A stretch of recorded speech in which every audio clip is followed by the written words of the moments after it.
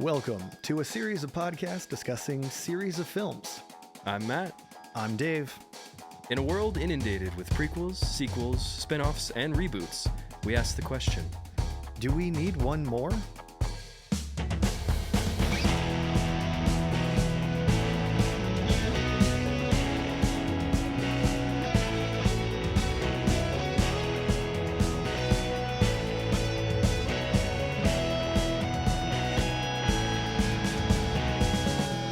I think we do.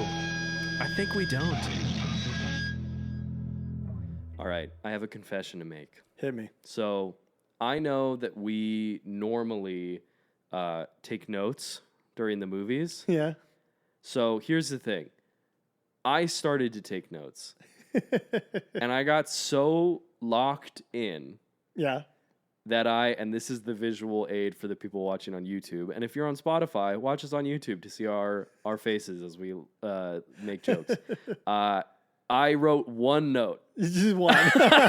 He started. And what is the note for the people at home and on their commute? Love when Doc calls him future boy. That's the one note.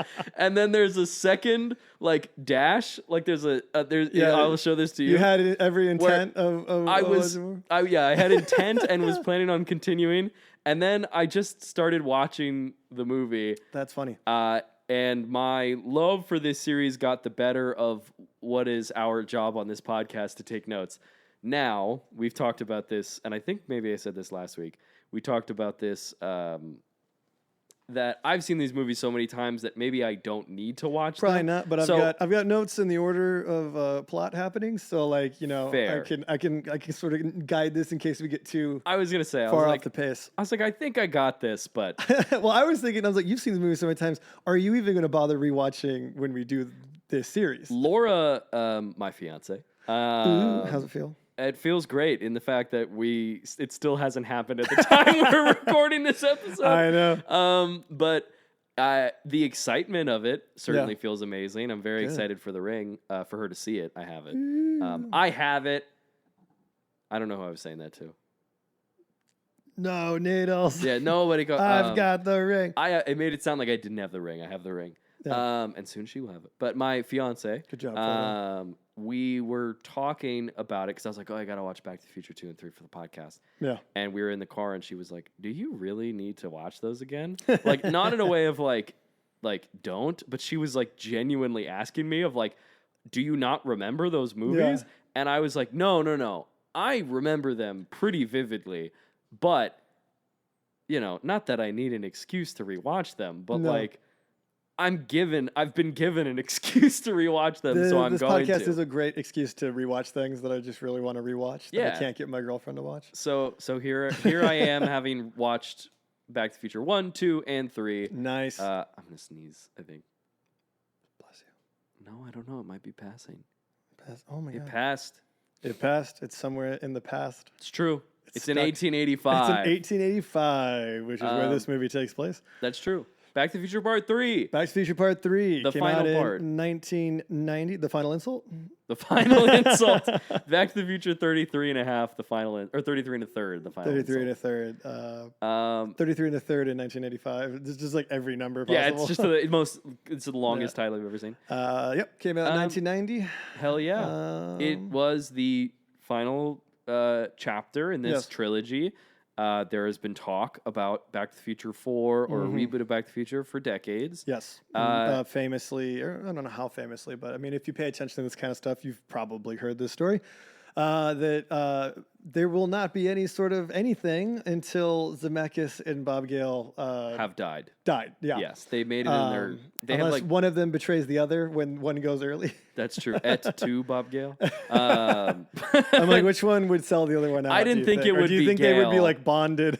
I didn't think it would be Gale, but Bob Gale and Brute. There was a similar... That was why I picked To be clear, Gale. we're not accusing Bob Gale of being a terrible friend or a traitor.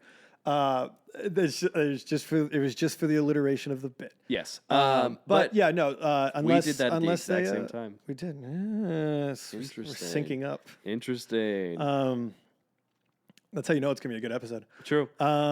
What's drift compatible? What's your relationship to Back to the Future Part 3, Dave? Back 3, it's basically, it goes hand in hand with the other two movies, and if you've been listening, I've already said this a couple times, so I'll say it faster.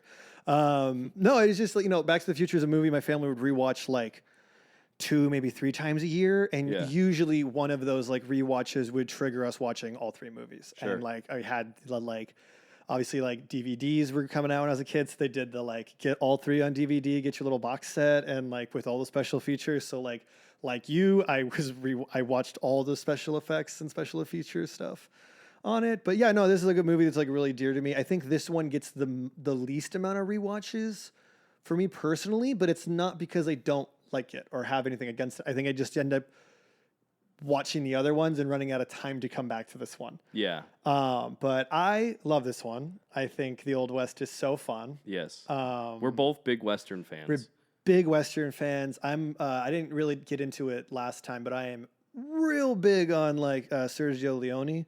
Sure. So the fact that this is, and probably because of this one, it's staring in the face of those movies.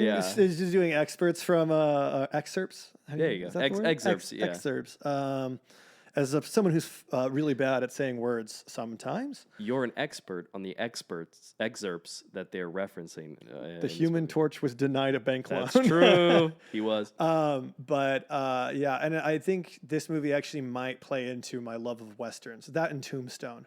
Fair. It's just one of the best Westerns ever made. One of the coolest fucking movies ever. That was sick. Kurt Russell and Val Kilmer have never been cooler. I explained which is a high mark for Kurt Russell. He's cool in everything he does. It's true. He fucking The rules. Thing, Snake Plissken, like it's just that Sky High. Sky High, dude's like the definition of cool. It's the commander. But sorry, I'm veering good, off you're the good. path into Kurt Russell's eyes.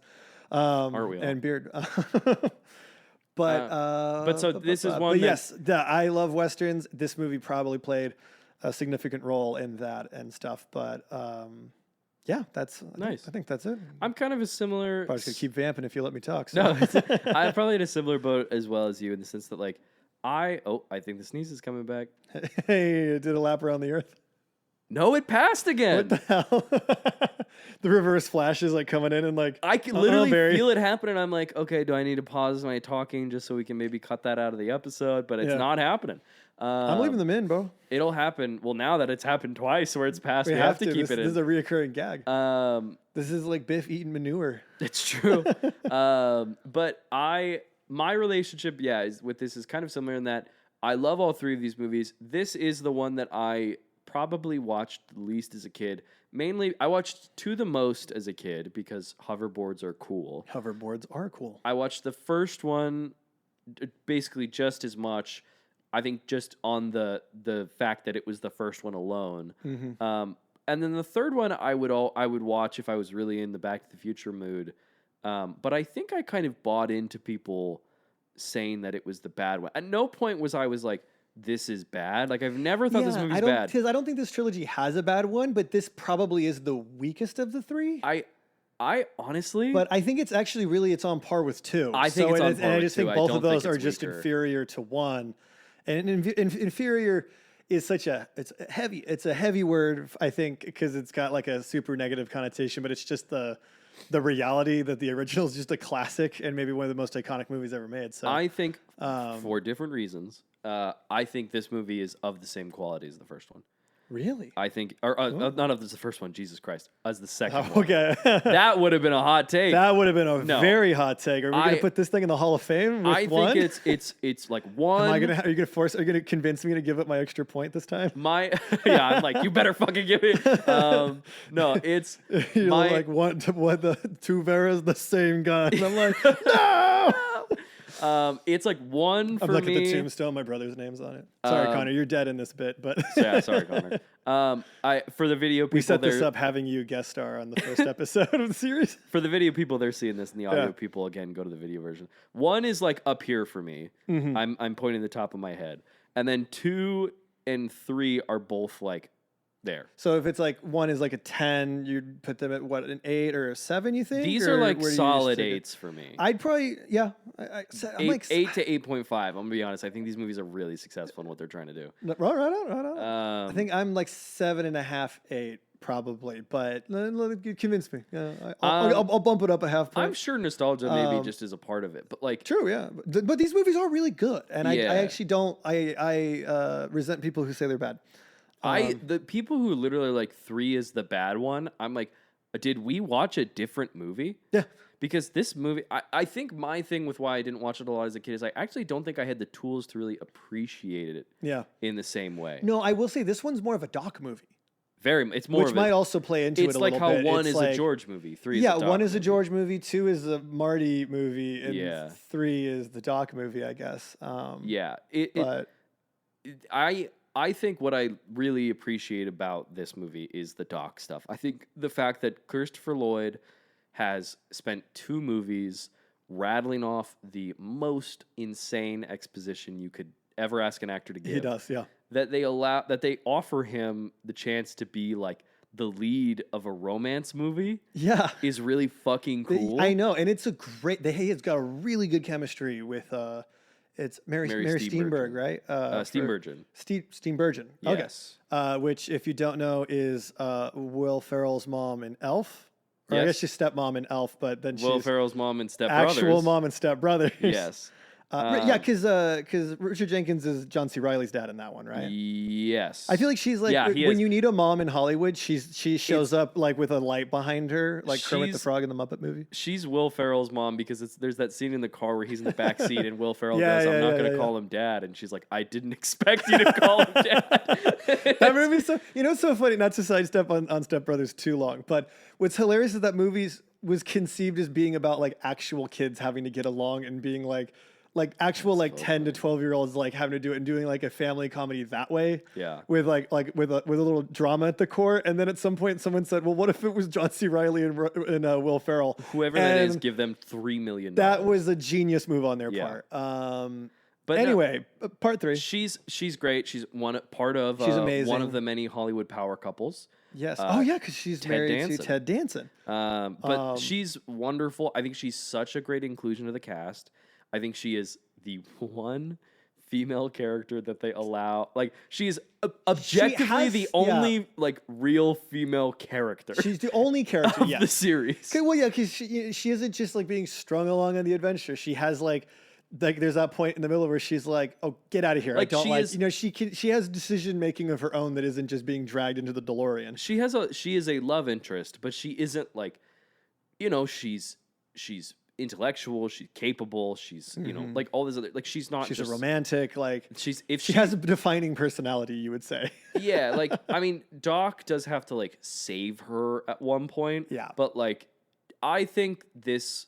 I don't think it's like the most revolutionary. No, this is not a I'm certainly not groundbreaking making character. that argument. It's a groundbreaking maybe for this trilogy, I guess. But Yes, in that they allow a female character to speak more than 5 words in the runtime of a movie. and it's not "Get away from me, Biff." Yeah, it's like, I guess Lorraine. Yeah, Lorraine's a pretty. good Lorraine's good character, in 1, but she's just sort of.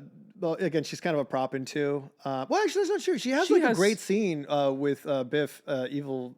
Yeah, there's just not Trumpified really a Biff. resolution. It's just you're just. She doesn't have it, but she seeing is a like window. living. Like she's from an acting standpoint, the character's got a lot going on. The Jennifer character, unfortunately, is go here, stand here, get pulled into this. Yes. Look surprised. But Clara Brown is probably the best female character. Yeah, Claire- from a writing standpoint. Yeah, Clara is I think the best written of them. Which is not to say we couldn't do better, but it was whatever. But that's a It's whole just- other argument. We're not here to talk about Look, it's just I love these movies, but let's call a fucking spade a spade. There are no real layered female characters in these movies. Not really. Granted, Biff is a cartoon character. Biff is a cartoon character. He's you know. basically Bluto from Popeye. Like you Yeah, know? it's He's like, "Arr, give me the girl. Arr." but no, Yeah. but I think she's such a Jordan good Fly addition. has to eat some spinach. True. I think Da-da-da-da-da-da. it's also one of those things where and I've heard people make this argument where it's like, oh well, like Zemeckis and Gale clearly just wanted to make a western. Yep. To which I would be like, yeah, but also like westerns are cool, and Yes, they're they are. making movie. They're making something like it shows that they love westerns. They do, yeah. Like, and I'm like cool with that. Like, I'm like, yeah, if love you it. want to do that, like, it works. It's it's time travel. We did the like crazy going to all these alternate. You Yeah. could maybe make the argument that maybe just setting wise, maybe you save the grand scope of going to all these different times. True. Maybe you save that for the finale, but also like doesn't really bother me. I like that it's more character. I like that intimate. it sort of gets contained back to it's sort of like let's do the first movie again, but it's not a rehash because they're not doing the George McFly arc and stuff. I think it's less of a Yeah, I staring in the face of the first movie than the second one is. The second one is very clearly like, Well, that one's definitely you like looking remember at it. the first one? Yeah, but it's funny that this movie also starts with the recap of the first movie, by recapping the ending of the first movie again. it does, which is funny. Which is funny, Especially given it but came that- out a year after. a year after. It's like just in case you didn't and that remember. movie was huge. yeah, but no, I like the Old West setting. I agree. And we started in 1955. Yep. Like you said, we had to do the recap. We picked back up. Everybody, real quick, pull out your watches. Set your watch to Howdy Doody time. I thought of that joke while I was watching the movie. I wanted to make sure I brought it up here. I love that like the Howdy Doody is the standard for a cowboy right now in 1955 because then when he's like, Doc, I don't know if Clint Eastwood never wore this, and he's like, who's Clint Eastwood? He's like, Yeah, shit, like Jesus that we're Christ. 10 years before that's gonna come out. Yeah. I also love the way Doc, like his revelation of Howdy Doody time. Like he's like so like shocked that Yeah. that's happening. Yeah, I like that Marty's also like he's sleeping with his feet kicked up on the hoverboard. Great detail. Which is fun. I like the idea of taking the hoverboard back to the Old West. Yes. I like that it stays around. No one It's a gets to fun see it except Clara, I guess. But piece of the future. But as I mentioned in my one and only note for this movie, Doc freaks out seeing Marty again. He's like, Yep. how did I get back to my house? Must have been a nightmare. And Marty's like, yeah, I brought you home, Doc. And he freaks out. Yeah. Calls him Future Boy. Calls him Future Boy. And then he shows him the letter from the end of the second one. yes, he has that great, if I'm in 1885, how do you know? And Marty says, you sent me a letter and smacks it on his chest. Yeah, which we didn't really get to talk too much about the Western Union guy, but that also, like, one of my favorite jokes from the thing where he's like, who are you? And he's like, Western Union. Yeah, it really is. It's like, Do you think I'm an assassin? I'm a mailman. yeah, I mean, that guy's really good too. He did a bunch of like sketch comedy in that era too. He plays the tone of that scene really. And I know we talked about that movie but last he's week. he's from like Second City, I think. So he did Hell stuff with yeah. like probably was Colbert Second City? No. I think Colbert was Second Second City. City's But like, Second City, UCB Groundlings. those are Yeah, the but big Second guys. City, who's like the big ones from that? It's like looking it Catherine O'Hara, I think, is one of them. Love Catherine. Which means Eugene Levy's probably also one of them. But Second anyway, City it's, alumni: Dan Aykroyd, Tina Fey, Chris Farley, John Belushi, Mike Myers, Amy Poehler, Bill Murray, Martin Short, Tim Meadows, Catherine O'Hara, John Candy, Stephen Colbert, Steve Carell, Eugene Levy, Harold Ramis, Alan Arkin, wow. Joan Rivers, Adie Bryant, Alan Alda, Bob Odenkirk, He Colin could Mockery, go and Dan all Castellaneta. the way. I will name Second City alumni for this whole episode. And if there's not enough, I'll go to the other schools. I don't fucking care. I'm threatening all of you. You thought I was going to talk about the final installment of my favorite trilogy of all time? Guess what? You're wrong. I'm going to just list the names of actors that you may or may not know. So, buckle up. No, I'm kidding. I'm doing the hook like, stop me, Dave. Stop me. But so they go and they look at like the books of Back to the Future Part 3. Or excuse me, I guess they do. They look at like the history of 1885 of what happened with Doc. Yeah. Doc is so excited that he's a cowboy and he's a blacksmith in the Old West, which I think is so cute. We don't talk enough about how fucking cute as a button Christopher Lloyd is in general, but in this role. But like when he shows up, dude, when he's got like the coat and the sniper, I'm like, dude. Listen, The Doc can dance. The Doc can dance, If and he there's can one thing I also shoot learned. the fleas off a dog at 50 yards. Oh, it's so fucking Doc Brown's so fucking cool, dude. He is good. And cute as a button. And cute as a button with a little bow tie. Looking very like Doctor Who, if I might add. Christopher Lloyd, if they were doing an American in Doctor Who. If the show had ever He's gone one of those American in the guys. 90s, he would have been the Doctor. I think they tried to. That was the movie, right? There was like a movie that stars Paul McGannis. I think his name is. but I think that was made by an. he's not. He's I think, not American. Yeah, but that was like an American thing. I think they probably were going to try to like carry the series over and maybe grandfather it into like the American population, but it didn't really. Or Paul McGannis? I don't remember. I actually don't know. Someone's how to pronounce yelling at his me. name, But anyways, so yeah, Christopher Lloyd. Like Christopher Lloyd. they uncover the truth of what happens with Doc. Yes. And basically Doc is like, I put the time machine in a mine. Yep. These are the locations. Fix it up. Fix it. Go back to go 1985. to it and then I'm destroy chilling. it. I'm gonna stay here. It's okay. And Einstein, which is very sad. It's such a sad moment. Yeah. That Einstein finds Doc's grave. Yeah. Well, And so actually, that's in the- that scene, it's Copernicus, which is the dog. Oh, from it's 55. Copernicus, Einstein yes. is the 85 dog. Yes, excuse but me. I did write twice. I put Copernicus at two different moments, and I put Copernicus 2 stars or 2 hearts, and then I put Copernicus again with 3 hearts Fair. in my notes. I got confused. He's too damn cute. He's a cutie. I need to kidnap that dog. He's probably not with us. He's anymore. still alive. He's still alive. He's it was still real alive. to me. It was real to It me. was real to me. The dog is invincible. But yeah, baby Copernicus is the cutest dog I've ever seen on TV. I got it mixed and up movie. because he goes, "Take care of Einstein for me." Yes. Einstein. Yeah, because because Einstein's in 85 and no one's taking care of him. He's presumably just back at the lab or He's whatever. sleeping or something. He's I just think is what sleeping, Doc said. doesn't know. But no, so basically they He won't notice that I'm gone. Copernicus. Yeah, Doc is like, "Don't fucking worry about it." Copernicus finds Doc's grave. Mm-hmm. Very sad. Very sad. And they find out that Doc was killed by Buford Tannen Mad Dog Tannen. over a matter of $80. Over a matter of $80. The way he says, "Over a matter of $80," like yeah. that. If I would have known, I would have paid him off. Yeah. It's He's so good at saying things so quickly, but Fucking without good. me missing a single piece of information. again, I envy him so much. so many people in this series I think deserve Oscars, and Christopher Lloyd as Doc Brown Deserves a Best Supporting Actor. is one of the greatest supporting performances. I legitimately, No, it I is. know I'm biased. I love these movies, but I legitimately think he is so iconic. Yes. His choices are interesting. He's you cannot take your eyes off him. He's so electric. That's like, a good word. Electric's a very good word for him. and in a this. reference to the lightning. I'm Scott. I'm on all cylinders today. It's gonna be a good episode. Today. Uh, It's gonna be a little shorter than normal. But it's okay, gonna be so a the good one. UCB But anyway. alumni are no. Okay. But yeah, like I just think he plays the like the shock of all that. Marty obviously makes the decision like Yeah. I'm going back. I'm bringing you home. Like he's like I'm not gonna let my friend die. Yep. He doesn't just let it go. He's like, I gotta change this, which I think is fitting because like Doc went way out of his way to like fix his kid's future. It's fitting to me that he's like, no, he would have done this for me. I'm gonna go get him. Like, which I love. I agree. It's also eerie to see them like unearthing the DeLorean like wrapped like in the We cave. may have to blast. Cut to the blast. So good. In there in the hard hats and everything, like the lights, all that stuff is cool. Which I think is cute too. That it's like that's a tunnel that he's known about since he was 12 and always wanted to like excavate it, and then he did it in the past. Like Yes.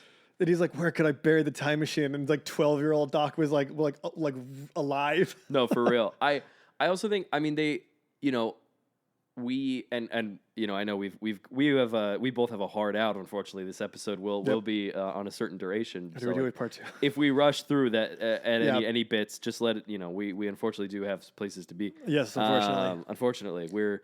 Well, fortunately, it's unfortunate for the show. We but love you guys. we love you guys. It's nothing personal. But we're just we have a hard out. Yeah.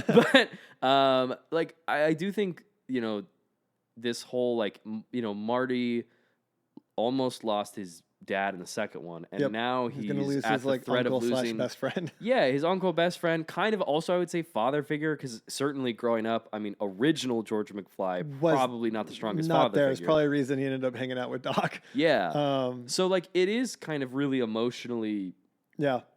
captivating Yeah. for Marty. You know what I also think is kind of cool? Doc at no point he doesn't ever talks down to Marty. He No. talks to him like he gets what's going on. I feel like that's a huge draw for Marty of like, you treat me like an adult. Yeah, And Doc's I appreciate chill, that. dude. Doc is awesome. Doc's the best. And he's a romantic dude. He's fucking is. slinging one-liners later. Doc and Dave. But yeah, so they send Marty back to 1885. Yes. They He's in the goofiest costume we've ever He's in seen. the goofiest costume ever. He almost runs over a bunch of Native Americans. Yes, he does. Which is a funny bit. Yes, it is. It is that goofy, like, him being like, "I'm gonna run into these Native Americans." He's like, "You're not thinking fourth dimensionally. They won't even be there." Hard cut to them charging. Yeah, which I will say, Marty should know better at this point, but it does set up that joke of actually almost running into them pretty well. Yes, the coincidence. But he gets chased by them. He finds there's an arrow in the gas tank. Yes, and he has to leave the DeLorean because there's a grizzly bear. There's a bear. I don't think it's desert? a grizzly. It couldn't be a grizzly, but I suppose it could be a bear. Are there bears in the desert? Well, not in Monument Valley. That's the thing. That's why I said grizzly, because I was that's a like, national park. That's one of like the biggest, that's like the national park. Because I was like, there's like no way there's a bear there, right? Probably not. But okay, so this is a question I had last week, or that I sort of teased. Where is Hill Valley? Oh, because yes. presumably Monument Valley is just in its backyard? Yes. Question mark? Because that's a national park. Also, the town square that they build, there are mountains, and in the Hill Valley in 1985 and 1955, there are no mountains. Yeah. So I looked up because Monument Valley touches both Utah and Arizona, and I believe that mountain range is on the Arizona side. And Hill Valley is canonically in California, right? I believe so. When I googled it, that was the answer. That it's in not even just California, Northern California, so even farther from where they're depicting the Old West right now. Right. So what the fuck? How do we feel about the Twilight Zone being the actual location? I'm okay with that. I also have been watching these movies my whole life and did not really question it until it's like when you see New York, like in movies where it's like a character's just walking and then like people who live in New York are like, dude, they walked like 7 miles. Yeah. Like they're like, which it's like presumably it's like obviously it's just a choice. Obviously, both the Bobbies are like, where is this set? They're like, it's got to be set where Stagecoach was filmed. Like we're gonna do John Wayne's because it's like, or maybe they're doing is it Misfits or just God, what is it? There's a John Wayne movie where it's like there's like the iconic shot of like the door opening up and then it sweeps through Monument Valley. I can't remember the name of it. I'll just look it up. I was going to do a bit where I was going to say True Grit, and then you would say no, and then I'd say, but I think it's True Grit, and then just really kind of double down on it. Double down on True Grit. On True Grit. Fuck it, it's True Grit now. All right. But yeah, so he kind of goes back. He runs into, which they kind of set up earlier in the books, he runs into his ancestors, the McFly family. Yes. Which I have other questions about this. Is this what we talked about off mic the other day? Maybe. Do you want to set it up? So he runs Freudian / yes, Oedipal kind of. Oedipus. Okay, so here's my thing. This is what I was thinking about during this because obviously Michael J. Fox is playing his great-great-grandfather. Seamus. And Leah Thompson is playing his great-great-grandmother. Maggie? Maggie? Yeah, Maggie? I think so. That's what I think he says. Because I think she goes, Maggie McFly. Maggie McFly, yeah. But, so there's two possibilities. Yeah, it's Maggie. Either somewhere earlier in the timeline, a different relative, eventually the family tree ends up with someone being, because it's Lorraine Baines, right? Yes. So this either is, someone from before this meeting. This is Crispin Glover's side of the family. Yeah, because on the McFly side, someone from earlier in the McFlys or just after the McFlys has to break off and marry a Baines, I think, for Leah Thompson's DNA to end up in 1955 in this situation. So I guess what I'm depositing is... are the Baines and McFlys related? Are they like distant cousins? I fucking hope not. I really hope not. I also hope not, but unfortunately the implications are there. The Freudian complex is there. In a weird, demented way, it makes the math like stronger, but it also makes the movie worse. Yeah, it's bad. We were talking about it. And it is, again, we know this is just a function of like, well, wouldn't it be fun if Leah Thompson came in and played and like it was, but like, it's like, even if you brought in if you had Elizabeth Shue to do it, their DNA, it's like, well, so now they're the sort of incestuous ones. Yeah, and obviously the movie's not implying any of that. No, this is just us reading into it a little too hard. The movie is certainly just being like, don't worry about it. You all like Leah Thompson, you all like Michael J. Fox, blah. Yeah. But it is weird that his mom, especially after the last two movies, him being like, you're so young and then you're so big in the second one, that like in the third one, those two characters, the actors are playing a married couple. Yep. So it's weird. Again, I think they're not trying to insinuate anything, so I am willing to try to look past it, but it cannot be we have to acknowledge it a little bit. It's something a little weird. that's just kind of there. The Searchers. That's the John Wayne movie I was thinking of. True Grit is what you just said? Yes, True Grit. Cool. I just want to double check. But so he runs into the McFlys. They do the, you're safe and sound on the McFly farm. He goes, McFly farm. Yeah. I like when she's like, would you like a glass of water? And then she hands him the dirtiest water you've ever seen. He like pours it in New front York of her. tap water. Yeah, that's a pretty good bit. So he goes in. They say that they take him. He goes into town. I'll take you to the train tracks, and then you can follow it into town. I'll give you my hat. Yeah, it's fucking good. I like the little bits where she's like, "Are you sure you want to be involved with the stranger?" And he's like, "I don't know. I feel like I have to. Like he's part of my future or something." Like something about. I'm like, so are the McFlys like empaths or not empaths, but like psychic mediums? I think it's just one of those things where it's like, or is it just the cosmic nature of everything? Yeah, like it's like the twin thing. Like you can feel that, like twins. Honestly, it's probably like, that thing of like when Lorraine kisses Marty, and she's like, "It's like kissing my brother." Like it's like I just know in my DNA this is messed up. But going back to the earlier theory that we deposited, why didn't it stop the first time? Yeah, it's two distant cousins. It's freaky. I don't like it. And not freaky in that way. I mean freaky in existentially terrifying. Yeah, no, it's a bad look. He goes into town. He runs into. They have the great bit where he goes into the saloon and he's like, "Water." He's like, "Water? You want water? There's water in the horse trough or whatever." Yeah. Here we drink whiskey, and it like melts the table. That maybe is the definitive bartender of my entire life. He is. That guy's so great too. I don't know his name. But so he runs into Buford. Yep. Who is please known as Mad Dog. He doesn't earn the respect of being Buford. Yeah, Mad Dog Tannen. He hates that name. Tannen. And he refuses to. It's crazy Marty didn't just die right there and the movie ends. Yeah, true. He hates being related to dogs at all. There's that moment where he's like, "I'm going to hunt you down and shoot you like a duck." And they go, "It's dog, Buford. Shoot him like a dog." And he cannot grapple with that. Also funny as the implication of like the Tannens always fuck up their... Yeah, the Tannens are always the worst enemies. But so he runs into them. There's like a little funny dance bit where he says dance. Marty dance. He does the moonwalk. Yeah. And they try to hang him. Yeah. There's not really any other way to say that. Nope. Just a good old-fashioned hanging. Michael J. Fox was actually almost hung. Was he really? God. Yes. So he's really acting his heart out in this. Yeah, there's not a lot of acting going on there, apparently. He's like, "Daddy," and everyone's like... He's literally free. Yeah, I was like, "Oh, shit." He's like, "Harder," and everyone's like, "What?" But, yeah, so that was apparently... I do remember being a kid and being like, trauma. I was like, holy shit. Just because it's pretty visceral. Yeah. For a movie that's kind of silly and has like the, "Oh no, I'm about to run into the natives and the cavalry. Oh my God, a bear." This series has a history of now I'm wearing a mustache, seeding in really dark and real things that are terrifying, while also being like, we're having fun, right? We're having fun. We had so much fun we forgot about what just happened in that car. Yeah. Doc saves Marty with his like... It's a sniper rifle. No getting around that. Modded out future gun. Yeah, he's got a crystal for like a thing. Yes.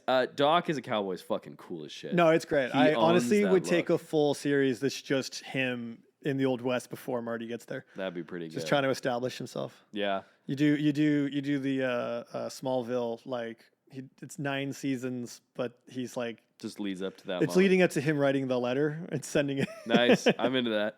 But then he remembers he has to do that at a certain point. They get together again. They have that nice little bro moment where they kind of good to see you, which is really I know cute. that moment. Like really, I was like, that was like where it clicked for me. Where I was like, oh my God, they really are like best friends. They are really, and like the way they look at each other, like, oh my God, dude, it's so good to see you. Like let's go. Even Doc, who's so focused on the timeline, being like, yeah, like I love you. Like I know I told you to leave, but I can't lie and say it's not good to see you. Like it's such a nice moment. Because he probably at this point he's made his peace that he's never going to see anyone from his original life. That's his new life. And then just out of nowhere, it's like boom, here he is. Dressed like an idiot. He reads the letter. He finds out he's like Clara, like true love, love at first sight. In a week, well, that's He's bullshit. Like, that's nerd shit. And then immediately I think it's the mayor comes in and says, yeah, he's like, oh, you're gonna meet the school teacher, Clara. Clara Clayton. Good name. It is a great name. It's like a Marvel name right there. They save her from Clayton Ravine. Yep. They say they fell in her 100 years ago. The joke, he's like, it's like all the kids will know about it because we have some teachers we want to throw in there. And I push was in like, there. what the fuck, Marty? It's really dark. I'm like, that's murder. Yeah, me and kid. the kids always talk about killing teachers. Like it's such a Like crazy actually, thing. like, But yeah, so they save Clara, not knowing that it's her. not knowing it's her, but Doc goes in fucking like fast to save her. It's such a because he's a hero and a good man. Yes, he is. He's the best. But He's a proper cowboy. that moment when she lifts the hat up and they look at each other, So good. Again, it's like this movie's a romance movie. This one is. And This is the most romantic one of the three. I think so. Well, I don't know which is a better think romance. there are- Theirs or George McFly and Lorraine in the first one? Because I the first think- one's really. I think they're stronger. It's kind of built on a wonky romantic- foundation, I guess. I think there's stronger romantic beats, but the movie is far more, I think, preoccupied with the like triangle and the confusion of Yeah. that. Whereas this one is about Doc falling in love, Yeah. and I think And that's how sweet it is. and He's how so sweet head it over is. heels. I was like, my boy, look at him go get that girl. and I think that relationship. Woman. I think to continue with our time that we have, we probably can't go too plot for plot, but No. like, But I mean, it's pretty straightforward. They've got they save her. They figure out their plan to like go back Doc has to grapple with. if he's gonna stay or not. I know that if I stay, I may die. But Mm-hmm. now I am actually, despite thinking that it's bullshit, I've now fallen in love. Yes. And I think that's a nice Yes. conflict. We should also say the $80 in question was over a shoeing of a horse. Yes. That not Biff, but Mad Dog never paid for anyway. Yes. which leading to that like other joke where he's like, all this over $80? I would have paid him off. Yeah, well, just I would have given him $80 so that would solve this problem. Which is really funny because it's like objectively that's the smartest thing to do in that situation. Just go, no, I'm not gonna get in a fucking duel. What I think is cool about this movie and how it kind of flips the previous movies on their head a little bit is that Marty kind of fills the Doc role in the sense where he's like, dude, you can't stay here. Yeah, he has to be the voice of reason. He's like, there's that scene near the end, like obviously Doc and Marty have a confrontation, or Doc and Biff have a confrontation. Doc can dance, get the ZZ Top, all that stuff. Yeah. And it's the night before, and Doc is like, I think I'm going to stay, all this other stuff. And Marty is like, stop thinking in your heart. Like, what? You're a man of science. Like, he tries to be like, forget about love, which is ironic given that it's Marty McFly and that his theme song is The Power of Love. I know. But that song's not in the other two. it's in this one. Where? It's at the end when Needles drives up.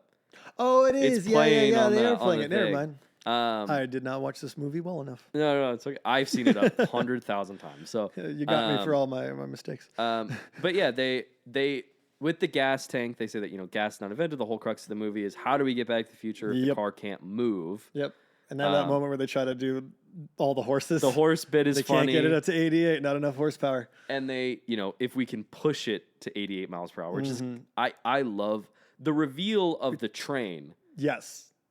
That's all like you have to coordinate that With a train, yeah. Like that is so the timing and precision and skill that it takes to hit that moment is perfect. Yes. I will also say when the whistle went, I feel like it'd be kind of cool to live in the Old West, but just because of the like lack of or the minimum distractions you would have. Yeah. Just the like, what did you do today? Not much. Yeah.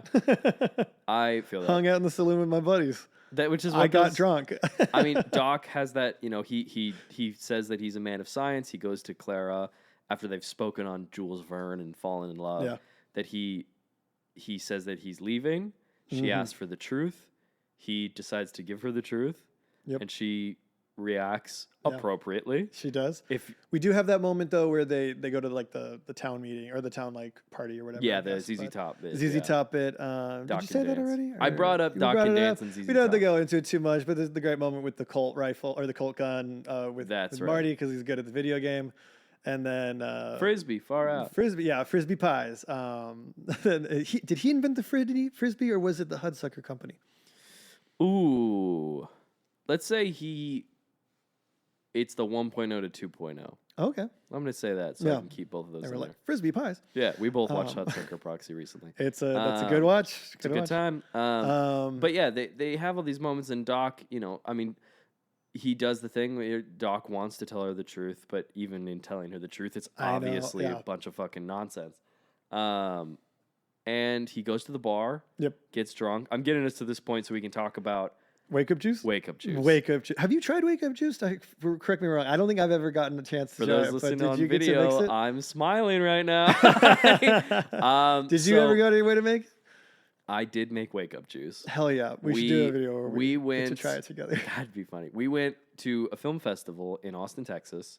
That's and right. A friend of ours, I was talking with him because we were going to have a night of heavy drinking in celebration for getting into a film festival, which is exactly what we did. Traveled all that way to Texas. We were having our own Western adventure. Exactly. And so we thought that it would be fun to make Wake Up Juice for the next day. Mm-hmm. And we made it. And I got to tell you, 1, smells disgusting. 2, I bet. Doesn't taste that bad. Okay, we should. It just kind of tastes like hot sauce. It's just like drinking a little bit of hot sauce. It's kind of what it tasted like. Okay. We found the recipe. We looked online and found one that was I don't know, official Wake Up Juice. But we were like, if we're going, Wake Up Juice, the podcast. Exactly. The new name of this podcast.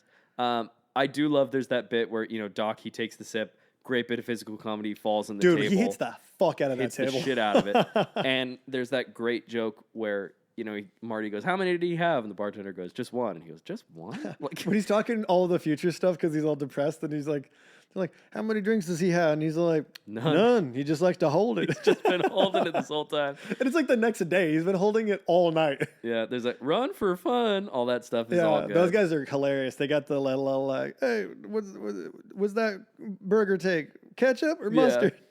True. But yeah, so they they have to go because now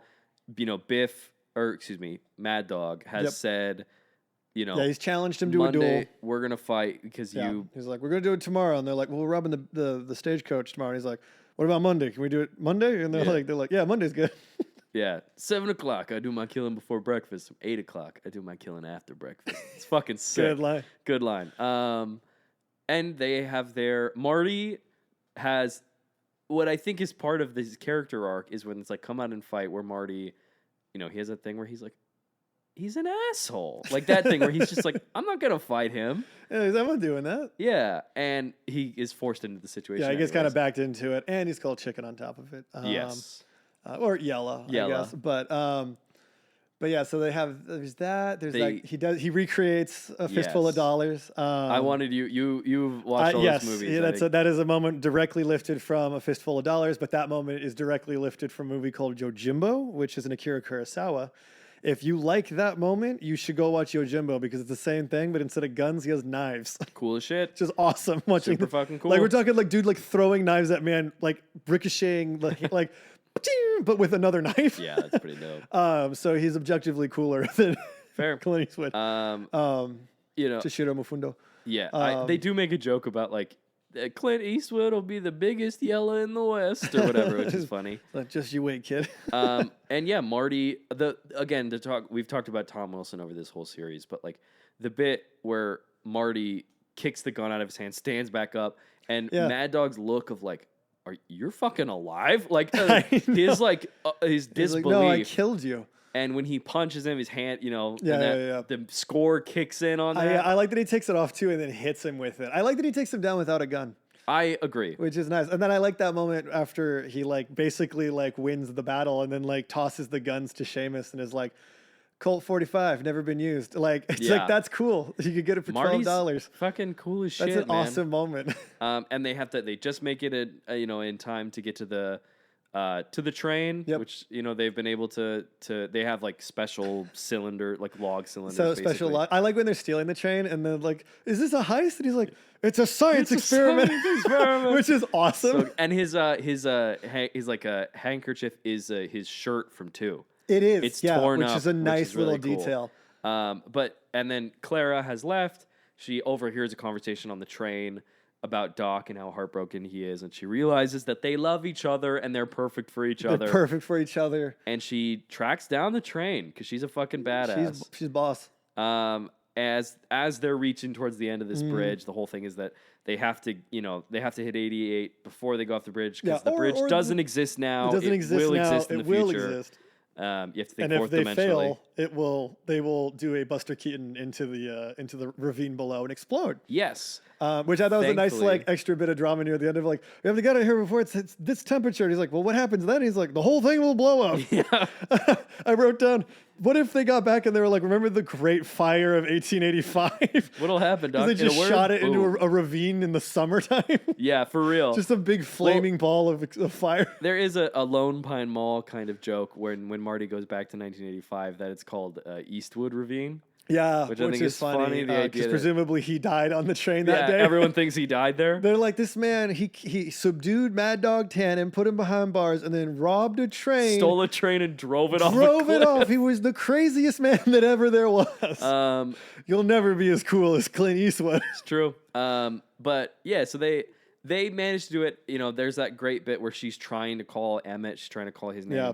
He can't hear her, so she starts pulling That's the whistle. a great moment where they're like, who's driving the train now? Yeah, and like I think you brought it up, like them bringing the hoverboard back into it. Yes. You know, Doc sliding it, onto his foot and Dude, saving clutch Clara. is hell. That's a 1 in a million shot for Marty, just like letting it go and it landing perfectly on his Slides foot. right in. It's perfect. Dude, when he pulls her off to safety and they float away like holding each other on the hoverboard, I'm like, that's the most Doc Brown shit I've ever seen. Like that's Hell yeah. amazing. That moment, like I got like chills because I was like, he's a goddamn hero. Yeah. But yeah, they make their way. Marty successfully gets to 1985. The DeLorean hits 88, goes to the future, Back to the Future. I like when it's not on the road and it does that. It's like little question Yeah, marks, it's like almost the like little 9. I thought the same thing. Because that happens in 2, and we didn't get a chance to talk about it. But True. But the train Western Union falls off the track. There is some you see the trail of sparks flying out from the explosion, but you don't see what is flying out from the explosion. Have you noticed that before? No, what is it? So Talk this to me. is the thing that I wanted to bring up almost as much as talking about whether or not we need a Back to the Future 4. I don't understand what the time traveling train, how that comes to be. I had to know about that too. How does is it the flux capacitor? Cool as shit. Presumably it has to be, right? That's what makes time travel possible. So when the train falls off the tracks, if you rewatch the movie, it falls off, there's an explosion, and then you see a rails of like 2 parallel lines of sparks going like that, flying out of the explosion. Yeah. But you don't see any object creating that. But it is, if you watch, it may sound like I'm bullshitting, but if you watch, it's very clearly from the explosion and then coming out towards the left front of frame. Yeah. You see a trail of lines pull out, like something is escaping. Interesting. And my assumption in watching this movie as many times as I've watched it is that the train that Doc is riding is the train that they use. Yeah. I don't understand how that would work because presumably the train has no... the only thing that I was thinking about it today, trying to think about a reason for this, is that in maybe the DeLorean being so close in proximity as time circuits on, as it cuts through time, that the train falls victim to being in that spot. It's got it'd be like if you accidentally fell into a like McConaughey falling into the wormhole in Interstellar or something. Yeah. That it's the train happens to fall through time. If it's a portal, that the train falls through the portal as well. That is the only... I have racked my brain for this because if Doc is stuck in 1885, there's no conceivable way for him for to him make a to time make travel machine. train. Yes. This is the biggest problem I have with the movie. This is kind of a big It's just magic. because I was wondering, and then I thought you were going to say that he had enough stuff, but I'm like, Nope. but Marty wouldn't be able to get back to where he's going if they had anything. So basically, Doc has to figure out how to. I mean, you could argue that he figures out how to do a recreation of like the lightning storm situation, like. But he still doesn't have with the the train- technology to invent the flux capacitor. That's true. He can't do it. physically He doesn't have build it. microchip. Yeah. So my theory is that There's like a tear in space right There's a there. tear in space, And then the he just is able to train- get enough into the future to like trick out the train from there. my assumption is the train lands in 1985 or in the future. Like it's splintered through time because it can fly. So it's like he eventually the has to get train to 2015 must minimum. land in 2015. He's able to rebuild it with Clara. They have their kids, Jules and Vern. Yeah. And then he goes back because he says he goes back to Marty because he wanted to show him that he's all right. Yeah. He's like, I want you to know I'm happy and I have kids and I have a life. Actually, you know what? Hmm. You know what it could be? Hmm. So this is going to be confusing as fuck to explain, but I'll Let's give get it my best shot already with the limited confusing, to time be we have. honest. It is theoretically possible because Marty comes back with the time machine that they found in the tunnel. There's technically one still in the tunnel. Interesting. Conceivably, he could have gone to the future, brought back stuff. Like, well, no, because it's broken, and so obviously, like, honestly, he probably would have had to stolen another train and driven it off the cliff again to do this. But conceivably, he could do that. Go to 2015, get all the required stuff, come back, trick out the train enough to like do it, or maybe he like tows the train into the future with him. With the other one, and then he goes and puts it back so that they can find it in 55 to go back to 85 I gotta show again you this to go, clip but when the episode's over because there is so clearly because I know that at one point there's like 5 DeLoreans hiding throughout time. Yeah. So it's like conceivably like he could have like figured out a way to like because like they're using the one that they find in 1985 to go off the train tracks, but there's one still in the tunnel. Or he hasn't hit it completely yet because that's just his plan is to stick it there. He doesn't necessarily have to do that before he writes the letter that he like hides with Western Union and stuff. But conceivably, he could have robbed another train, driven the other DeLorean that he hid originally into the future, successfully taken that train with him, then gone back and like hid the DeLorean, and then he has the time travel train. That's the only way I think this works. It's convoluted as fuck, but that could make the movie work. What says you, Bob, Gale, and Zemeckis? What do you got to say to that? I fixed your movie. I see this. I literally can't even find. Wait, I'm literally trying to find like what the fuck, how this works. I'm pulling up a Screen Rant article. Yeah. Let's see. Because the only other way is that it's a movie and they want a dog to show up, but which is what it is. That's what it is. But conceivably, there's one hiding in the past that he was leaving for Marty, and then Marty comes back in one that he hid in the cave. So this screener article does say something similar to what you said. Doc most likely used the technology. I'm quoting directly. Used the technology from the car that sent him to 1885 originally, since he'd already figured out a way to make trains run at the required speed of 88 miles per hour. That must have allowed him to travel through time by train. The scene also introduces Jules and Vern. Yeah. Or conceivably, he could have pulled the flux capacitor components and stuff out of it, or found a way to. Yeah, I don't really know. But there is. It's like the nuclear fusion. It's like, did he? I have to show you the clip because did he find the Mr. Fusion? Like you can see. Well, at some point he has to take to the future because it does fly. But like,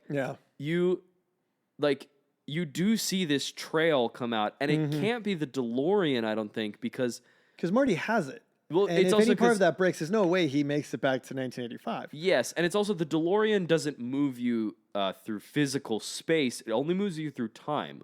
Whenever they travel through time, they're in the same location. So Usually, Marty couldn't fly out because he lands on the tracks. Yes, which that is a plot hole though per quantum physics, I guess, because the Earth and the solar system would be in a different spot in that year. So like conceivably he would like pop out in like the void of space and be like, that is true. So But in the in the context context of this, yeah. we'll just ignore that because that is a plot hole. But I have to. I genuinely, it's what we said. Yeah. It's just movie's got a movie. movie's got a movie. It's not gonna, Yeah. do the. Oh my gosh, rule of threes.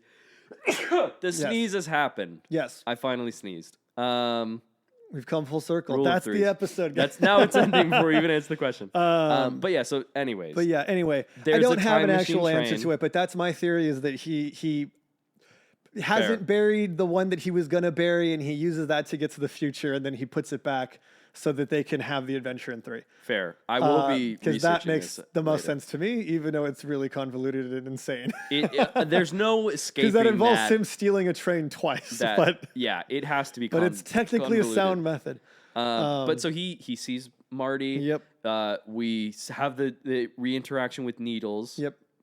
God, Needles. Marty tricks Needles and then backs After up a little the bit of car. gaslighting with Jennifer. A little bit of gaslighting with Jennifer, and he says, you think I'm gonna race that asshole or whatever. Yeah. I and love that he goes in reverse. That's so funny to me. It's fucking cool. He spins the car. He finally gets to drive the truck. Yeah. I do love the bit when he sees the truck that when Biff stands up, he goes, "What are you looking at, butthead?" Marty! Yeah, the way the switch is the so idea good. that it's a voice he puts on is really Yeah, that funny. he's like, I'm just gonna do this so they don't sue me and Yeah, tell he's them like, about I the promise attempted rape. I'm nice.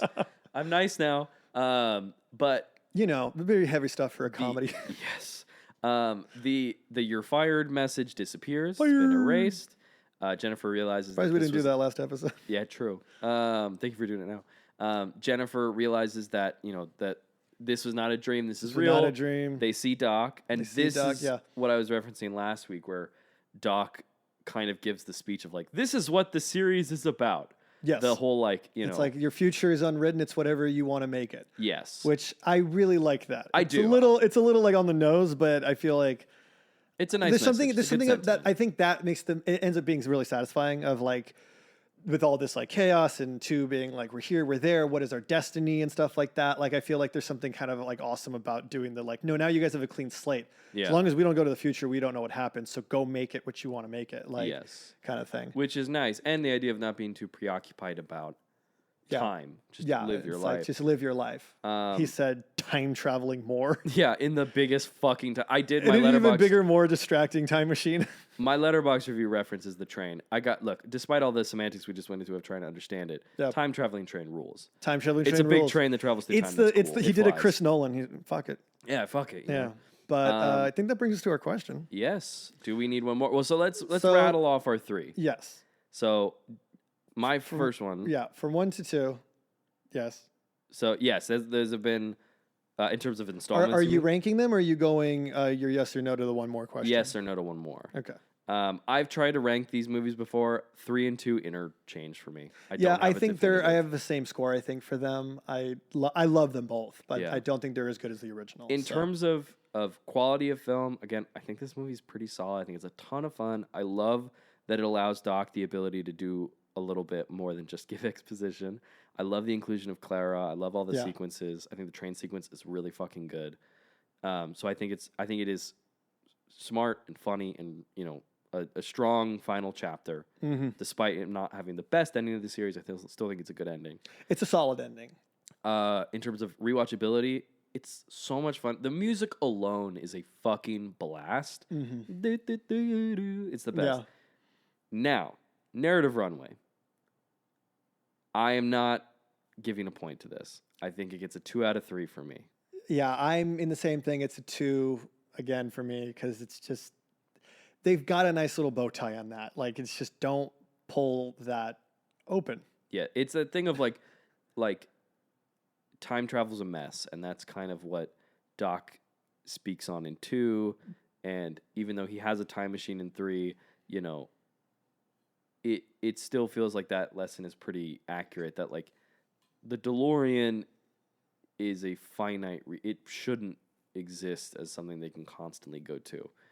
And the same, I think, goes for these series. I think this story ends there. Even if I agree. 2 to 3, I mean, I know that it was meant to be a 2-parter, but even in 2, when it says to be concluded, like it's like this is a 3-part story. Marty has learned what he needs to. I don't think there's a way Yeah. to go from there. Sorry to No, have no, you say your piece. I as agree. well. I like that they're in the like quote unquote like great timeline for them, and then they have the option to make it even better, like for themselves. Like Yeah. like they have like control of their own destiny from this point. Like, even though it's probably not true, there's still whatever is like Sure. going to happen is when it's going to happen. But it's like the fact that they, as long as they don't know about it, who cares? I have to live like us mortals. yes. But this trilogy is so iconic, I don't want them to touch it. The problem with this, and they were talking about it, I think I've maybe references on the podcast before. They've the actors pre the passing of Matthew Perry were talking about doing a reunion of friends of doing more of the show or a movie or whatever. And I don't remember. I think it was Lisa Kudrow maybe that said it, or it might have been Matthew Perry who said, in order to, we left them in all such a nice place where they were starting their lives. In order to revisit a story, you have to create conflict, which means you have to tear away their undo. you have to tear away the happy ending. And I think there's been so much time that, like, one, it's like, when we want to do Back to the Future again, it's because you want to see these characters again. They've created such strong characters. These movies don't work without the characters. Yes. And I think, Michael J. Fox obviously has very long and serious health, due to Parkinson's. And, I think out of respect for the cast has all gotten older. Christopher Lloyd is like 90. I was going to say, is he still with us? He is. That's insane. He is. Yeah, he's the best. He's in Wednesday season 2. Oh yeah, that's fun. Oh, because he's fucking he's Uncle Fester in the Sonnenfeld version. So it's like it's that thing where it's like to do a continuation. I don't think there's anything there to reboot it.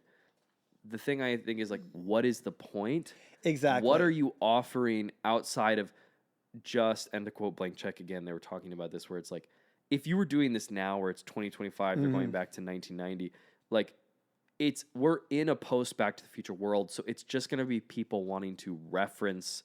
Yeah. It's like the movie's already Easter egging itself to death. And we've already parodied this a million times. Every line would be the, what's a rerun line? Like they would just hammer in on that. Every line. It would be a really, it's like that thing of like, this movie had the fun of like, let's go see what 2015 is like and stuff like that. And they have like a good bit of fun with that. But if they were to do it now, it would be like when Parks does the 2 or 3 year time jump and they've just made up shit that happened. Yeah. It's like, that's going to be the whole movie. I don't think there's a way. I think you can be inspired by this movie. Yeah. I mean, I'll take more time traveling movies. Yeah. But I don't need any more within the Back to the Future you IP. and I have been writing a movie together for a little bit that is inspired by Back to the Future. It's not a time travel movie. Nope. It does not offer the same ideas of Back to the Future, but it is inspired by it. Yes. And it's one of those things where it's like, you can just allow movies to be. It's the, I don't remember who said it, but it's like the problem with only making Star Wars movies is that you'll never have a movie like Star Wars. Nope. Like that's kind of hard to recreate that. Like you can't we can't just keep mining, and this is kind of the thing of this podcast is like sometimes you can't go back to the well on certain IP. Yeah. Like you just I can't. don't think you and can. This is a prime example for me where I'm like, I don't think there's a way to come out of a reboot or continuation of Back to the Future without an egg on your face. You can't. That would be a fool's journey, I think, at this point. Yeah. I think you can re-release it, put it in theaters. Re-release it, yeah. If you want to do a 4K restoration, all that stuff.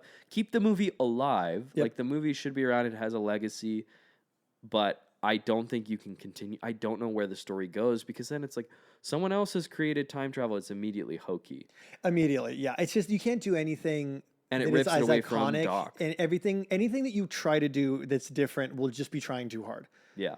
Like it's like people joked like if you did it now it would be a Cybertruck, and it's like I no way want that. Yeah. That sounds awful, and it's like it would be funny, but it would just be like really. Yeah. And you can't do it. I just don't think there's. And look, I am a believer that any story can work. I think I am open to people proving me wrong, and I want good movies. But I've spent as someone who loves these movies, and in my heart of hearts, if I was ever given the opportunity to play Marty McFly, Yeah. I would love it. But also,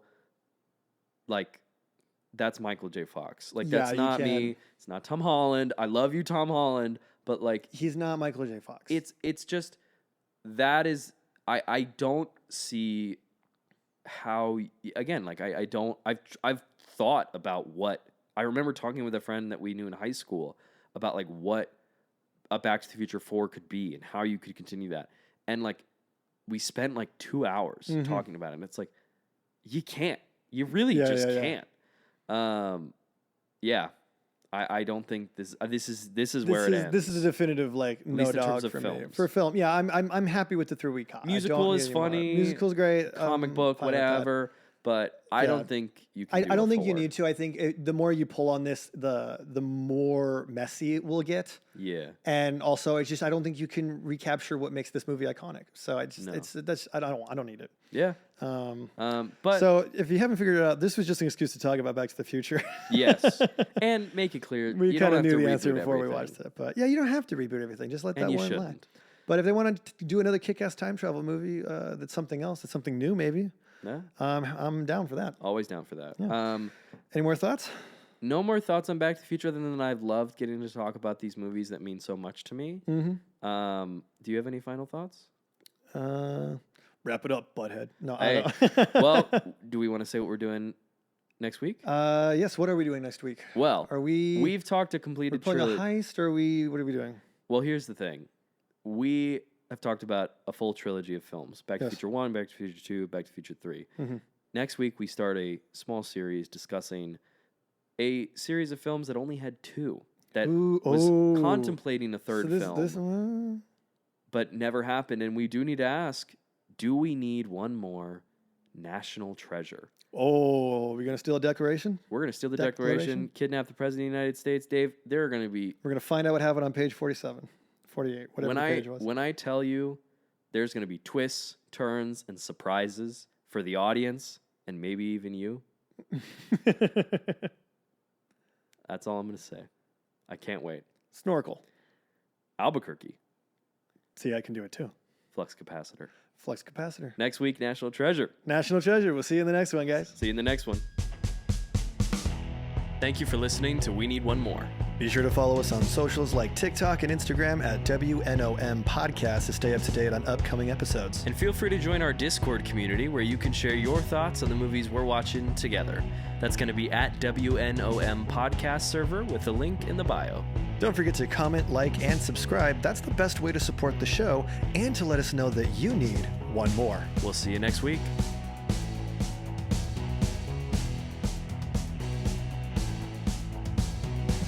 This podcast is produced by Pilot 9 and 9 Ball Creative.